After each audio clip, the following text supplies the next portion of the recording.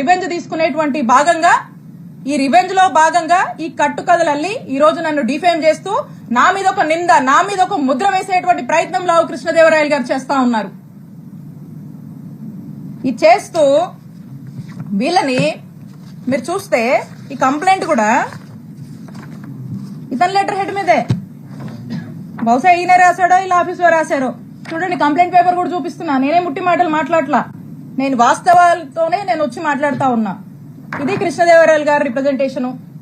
ఇది ఇచ్చి అన్ని ఆఫీసుల్లో ఇదే కట్టు కథని ఇచ్చి వరసబెట్టి ఇదే ఆవు కథని, అదిగో 2 కోట్లు, ఇదిగో 2 కోట్లు, అదిగో రజనీ 2 కోట్లు, ఇదిగో రజనీ 2 కోట్లు,